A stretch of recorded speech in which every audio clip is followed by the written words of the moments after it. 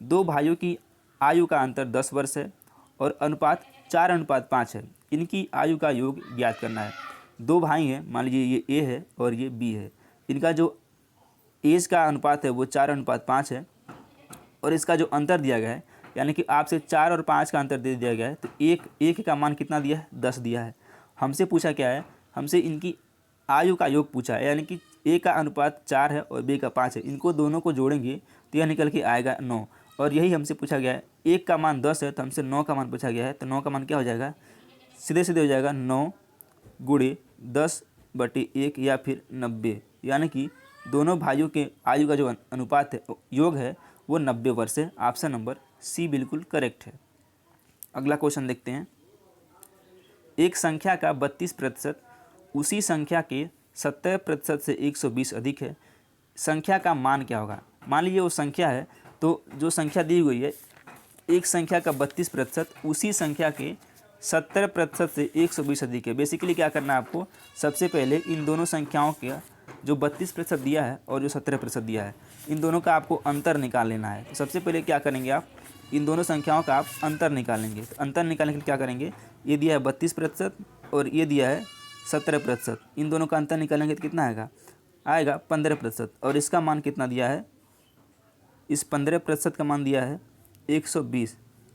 ठीक है। और कोई भी संख्या अपने आप में 100% होती है, तो हमसे क्या करना है? 100% का मान निकाल लेना है। तो 15% बराबर कितना दिया है? 120। तो हमको 100% निकालना है, तो 100% बराबर क्या हो जाएगा? 120 और गुणा 100/15। ठीक है।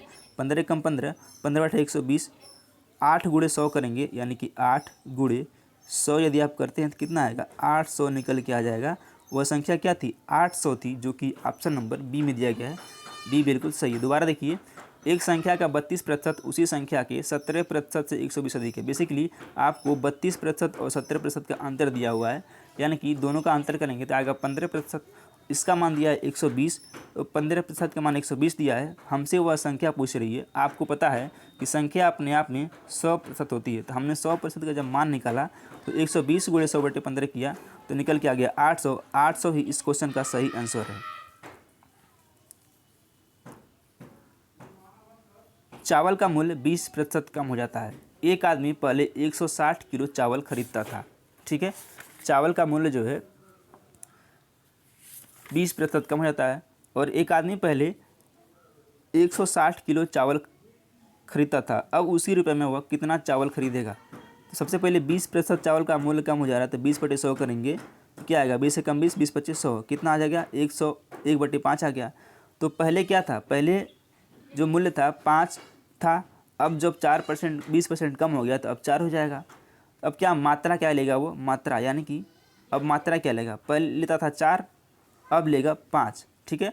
पहले वो 5 किलो लेता था चावल 4 में, अब लेगा, अब 4 लेगा 5 में, सॉरी, पहले वो ये 5 था मूल्य, अब 4 हो गया। अब क्या करेगा वो? पहले वो 4 किलो चावल लेता था, समझ लीजिए यूनिट में, पहले वो 4 यूनिट चावल लेता था, अब वह 5 यूनिट चावल लेगा। ठीक है। तो क्या करना है? और 4 का मान कितना दिया? 160 दिया है, यही तो है मात्रा। तो 4 का मान दिया है 160, हमसे 5 का मान निकालना है। तो 5 बराबर क्या हो जाएगा? 160 गुणे 5/4, 4 कम 4, 4 चौक 16, 40 आएगा। और 40 बचे कितना होता है? 200 किलो।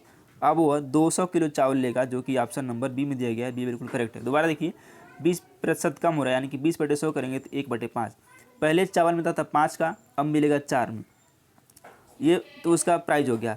मात्रा क्या है? पहले वो 4 यूनिट चावल खरीदता था और चावल का मूल्य 20% कम होने के कारण वो 5 यूनिट चावल खरीदेगा। इस 4 यूनिट का मान दिया है 160, यानी कि 4 का मान 160 दिया है, हमसे 5 का मान पूछ रहा है। तो 5 का बराबर क्या हो गया? 160 गुणे 5/4 करेंगे तो वह आएगा 200 केजी चावल, यानी कि अब वह 200 केजी चावल खरीदेगा। ऑप्शन नंबर बी में दिया गया, बी बिल्कुल सत्य है। नेक्स्ट क्वेश्चन, दो संख्याओं का मौसा 35 और लसा 525 है। यदि उनमें से एक संख्या 175 हो तो दूसरी संख्या क्या होगी? इसका एक फार्मूला होता है, मौसा और गुणे लसा बराबर पहली संख्या गुणे दूसरी संख्या। ठीक है। तो मौसा कितना दिया है? 35 दिया है। लौसा कितना दिया है? 525 दिया है। ठीक है। पहली संख्या कितनी दी हुई है? पहली संख्या दी है 175 और हमसे दूसरी संख्या यानी कि सेकंड मान लीजिए हम x निकालना आपको, क्या करेंगे आप यहाँ से डायरेक्ट काट सकते हैं।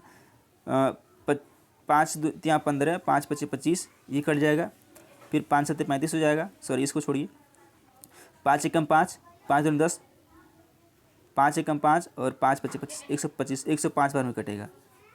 ठीक है, यहाँ से काटिए। ये 5 एकम 5, 0, 5 5 25, ये कट गया। ये कट जाएगा 35 से 35 डायरेक्ट कट जाएगा। कितना x वाला कितना हो गया, x बराबर आ गया 105, यानी कि दूसरी संख्या क्या हो जाएगी 105 होगी, जो कि ऑप्शन नंबर डी में दिया गया है। ये फार्मूला याद रखना है, मौसा गुणे लौसा बराबर पहली संख्या गुणे दूसरी संख्या। मौसा 35 है और लौसा 525 है। पहली संख्या 175 है और दूसरी संख्या x है जो कि हमको निकालनी है।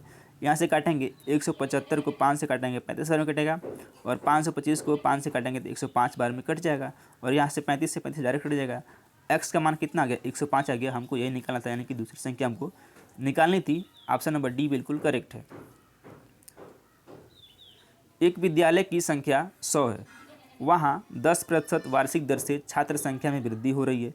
2 वर्ष बाद वहाँ की छात्र संख्या कितनी हो जाएगी। कोई विद्यालय है, वहाँ पर संख्या कितनी है 100 है, और प्रत्येक वर्ष वहाँ 10% संख्या बढ़ रही है। तो संख्या अपने आप में 100% होती है, तो 100% पहले थी, 10% बढ़ी तो कितनी हो गई 110 हो गई बटे 100। दूसरे वर्ष भी 110% बढ़ी, यानी कि 10% बढ़ी तो कितना हो गया 110 हो जाएगा बटे 100 हो जाएगा। सॉरी, इसको काटेंगे, 2 जीरो यहाँ से कट जाएगा, 2 जीरो नीचे, और 2 जीरो ऊपर है और 2 जीरो नीचे। 11 में 11 से गुणा करेंगे कितना हो जाएगा 121 हो जाएगा, यानी कि 2 वर्ष बाद वहाँ की जनसंख्या हो जाएगी 121।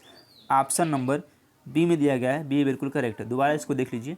एक विद्यालय की संख्या छात्र संख्या 100 है, वहाँ 10% वार्षिक दर से छात्र संख्या में वृद्धि हो रही है। 2 वर्ष बाद वहाँ की छात्र संख्या कितनी हो जाएगी। छात्र संख्या पहले थी 100, 10% की वृद्धि पहले वर्ष हुई तो हो गया 110।